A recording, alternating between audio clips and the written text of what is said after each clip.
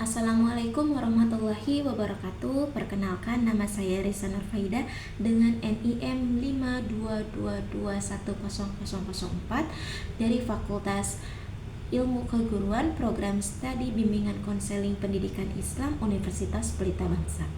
Video ini adalah video tugas ujian akhir semester dari mata kuliah Komunikasi dengan dosen pengampu Bapak Syaiful Nasyar SIF MM. Baiklah, langsung saja inti dari video ini saya akan mempresentasikan materi komunikasi, yaitu komunikasi nonverbal. Yang pertama ada pengertian komunikasi nonverbal.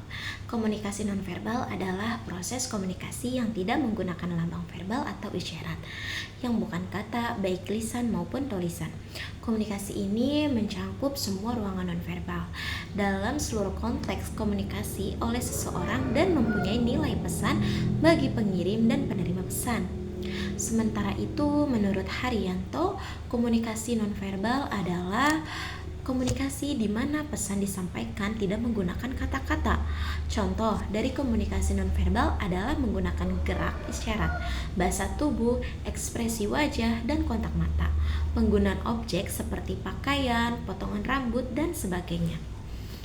Fenomena menarik dari komunikasi nonverbal ini dapat ditemukan pada penelitian Albert Mahbitan yang menyimpulkan bahwa tingkat kepercayaan dari pembicaraan hanya 7% berasal dari verbal, 38% dari suara vokal, dan 55% berasal dari ekspresi muka. Artinya, komunikasi nonverbal memiliki tingkat kepercayaan yang jauh lebih tinggi dari komunikasi verbal. Dengan demikian, komunikasi nonverbal merupakan instrumen penting dalam praktik komunikasi. Selanjutnya, menurut Barata, mengungkapkan bahwa komunikasi nonverbal adalah komunikasi yang diungkapkan lewat objek di setiap kategori lainnya, yang meliputi komunikasi menggunakan gerak sebagai sinyal atau sign language, serta komunikasi melalui tindakan atau gerakan tubuh atau action language. Lalu, Karyaningsih juga berpendapat bahwa komunikasi nonverbal merupakan bentuk komunikasi yang tidak menggunakan kata-kata, baik lisan maupun tulisan, yang menggunakan tanda-tanda melalui tubuh, meliputi gerak tubuh, ekspresi muka, nada suara, dan sebagainya. Dengan lebih sederhana namun mengena. Lalu di sini ada Samsinar dan Rusnali menyatakan bahwa komunikasi nonverbal adalah semua aspek komunikasi selain kata-kata. Lalu berdasarkan pengertian komunikasi nonverbal menurut para ahli di atas, dapat disimpulkan bahwa komunikasi nonverbal adalah komunikasi yang menggunakan seluruh kategori aspek bahasa lainnya di luar bahasa verbal, atau kata-kata yang berarti menggunakan ekspresi wajah, kontak mata, gerak isyarat, bahasa tubuh, dan sebagainya. Berikutnya ada klasifikasi komunikasi nonverbal. Jurgen Rust mengklasifikasikan isyarat nonverbal menjadi 3 bagian, yakni sebagai berikut. Yang pertama ada bahasa tanda atau sign language. Contohnya adalah acungan jempol untuk menumpang mobil secara gratis, bahasa isyarat tunarungu, dan sebagainya. 2. Bahasa tindakan atau action language, meliputi semua gerakan tubuh yang tidak digunakan secara eksklusif untuk memberikan sinyal, misalnya seperti berjalan. Yang ketiga ada bahan objek atau object language. Contohnya meliputi pertunjukan benda, pakaian, dan perhiasan. Sementara itu, menurut Haryanto, dari berbagai studi yang pernah dilakukan sebelumnya, kode nonverbal dapat dikelompokkan dalam berbagai bentuk yang diantaranya adalah sebagai berikut. Yang pertama ada kinesis, kode nonverbal yang ditunjukkan oleh gerakan-gerakan badan. Yang kedua ada gerakan mata atau eyes gaze, komunikasi yang paling berarti dalam memberikan isyarat tanpa kata. Yang ketiga ada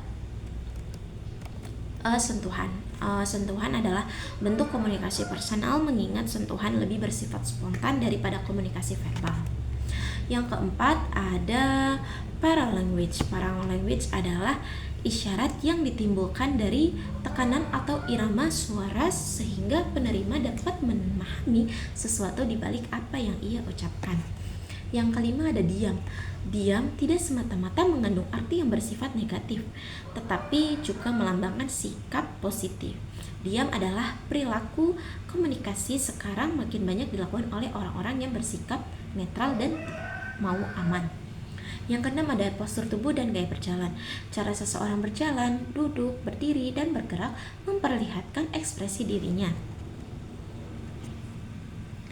Postur tubuh dan gaya berjalan merefleksikan emosi, konsep diri, dan tingkat kesehatannya. Yang ketujuh ada kedekatan dan ruang, proximity and spatial. Proximity adalah kode nonverbal yang menunjukkan kedekatan dari dua objek yang mengandung arti. Yang kedelapan ada artefak dan visualisasi. Artefak adalah kerajinan manusia atau seni, baik yang melekat pada diri manusia maupun yang ditunjukkan untuk kepentingan umum, dan artefak juga dapat menunjukkan status dan identitas seseorang. 9. Ada warna. Warna juga memberi arti terhadap suatu objek. Yang ke-10 ada sound atau suara. Apabila paralanguage dimaksudkan sebagai tekanan suara yang keluar dari mulut menjelaskan ucapan verbal, maka banyak bunyi-bunyi yang harus dilakukan sebagai tanda isyarat yang tidak dapat digolongkan sebagai paralanguage, misalnya bersiul dan menepuk tangan. Lalu yang ke-11 ada bau. Selain digunakan sebagai status seperti kosmetik, bau juga digunakan sebagai petunjuk arah. Misalnya, bau bangkai bisa diindikasikan adanya mayat. Lalu di sini ada jenis-jenis komunikasi nonverbal. Menurut Karyaningsih, beberapa jenis-jenis komunikasi nonverbal yang bisa menunjukkan bagaimana seseorang mengekspresikan emosinya dalam berkomunikasi dengan orang lain. Di antaranya adalah sebagai berikut. Yang pertama, ada ekspresi muka. Wajah kita dapat mengomunikasikan apa yang sebenarnya Anda rasakan atau Anda butuhkan. Misalnya, kita dapat mengkomunikasikan rasa cinta, ketakutan, kegembiraan, kesedihan melalui muka. Apakah itu melalui mata, bibir, atau jidat?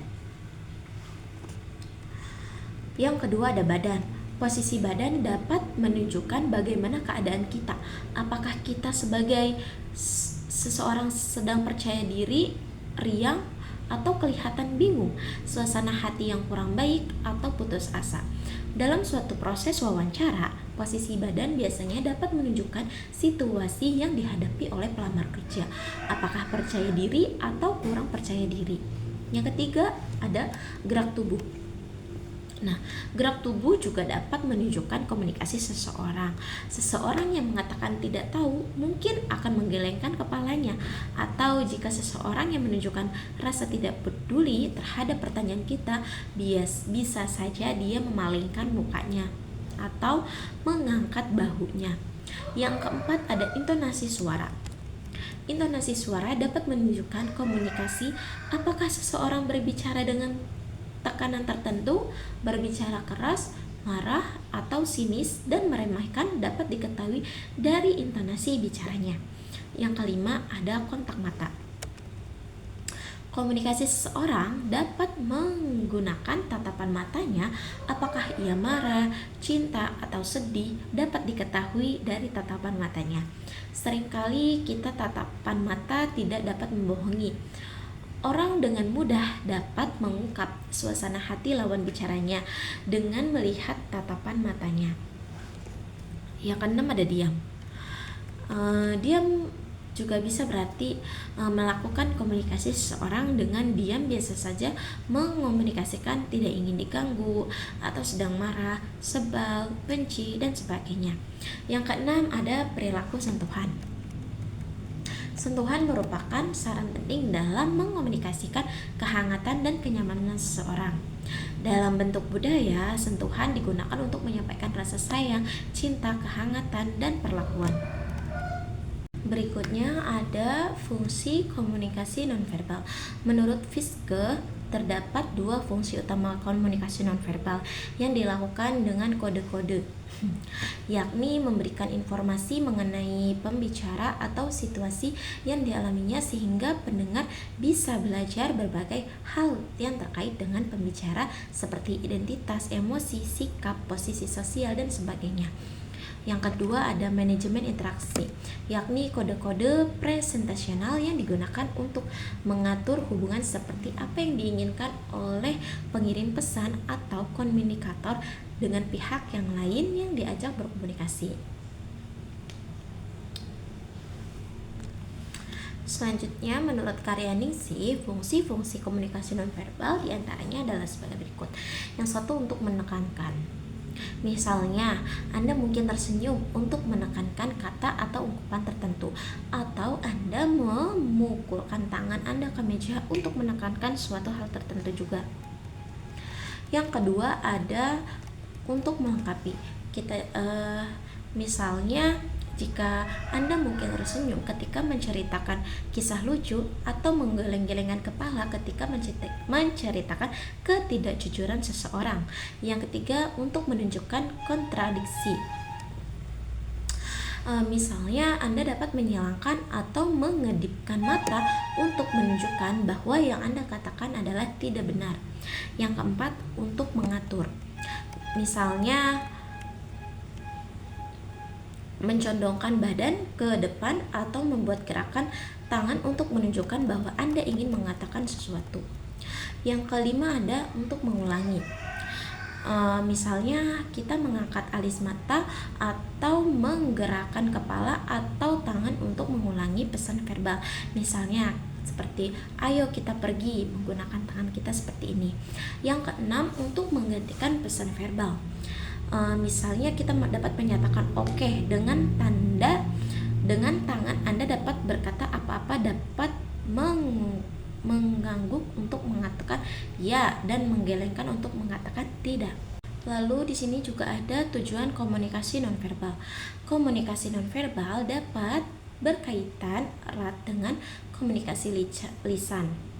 Karena seringkali terjadi penggabungan antara komunikasi lisan dan komunikasi nonverbal dalam suatu situasi tertentu, kata-kata yang diucapkan dalam suatu percakapan hanya membawa sebagian dari suatu pesan, sedangkan bagian lainnya disampaikan melalui tanda-tanda nonverbal.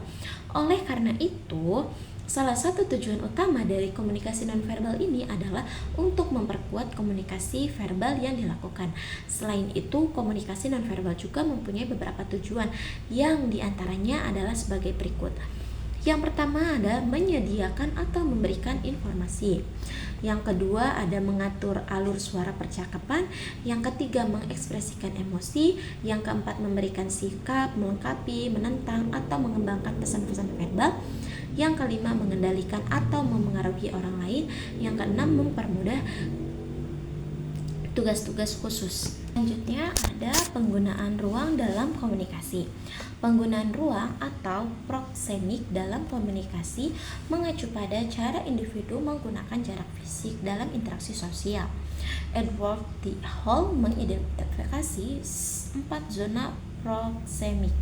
Yang pertama ada jarak intim, yaitu 0 sampai 45 cm, digunakan untuk hubungan dekat seperti pasangan atau keluarga. Yang kedua ada jarak personal, 45 sampai 120 cm untuk interaksi dengan teman dekat. Yang ketiga ada jarak sosial, 120 sampai 360 cm, digunakan dalam situasi formal atau profesional. Yang keempat jarak publik, lebih dari 360 cm untuk pidato atau presentasi di depan umum. Pemahaman tentang penggunaan ruang ini penting untuk menghindari kesalahpahaman dalam komunikasi antar pribadi. Selanjutnya ada isyarat nonverbal dalam konseling. Dalam konteks konseling, isyarat nonverbal memainkan peran krusial dalam membangun hubungan antara konselor dan klien.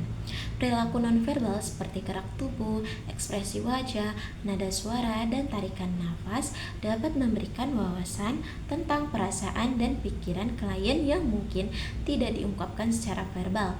Konselor yang peka terhadap isyarat ini dapat merespon dengan lebih empatik dan efektif, membantu klien merasa dapat dipahami dan didukung. Dan yang terakhir adalah kesimpulan. Komunikasi nonverbal merupakan aspek penting dalam interaksi manusia yang seringkali lebih kuat daripada komunikasi verbal. Dengan memahami dan menginterpretasikan isyarat nonverbal secara tepat, individu dapat meningkatkan efektivitas komunikasi, membangun hubungan yang lebih baik, dan menghindari kesalahpahaman. Dalam bidang konseling, kepekaan terhadap komunikasi nonverbal sangat penting untuk memahami perasaan dan kebutuhan klien secara lebih mendalam. Sekian presentasi dari saya, kurang dan lebihnya mohon dimaafkan apabila ada kekurangan. Billahi taufiq wal hidayah. Wassalamualaikum warahmatullahi wabarakatuh.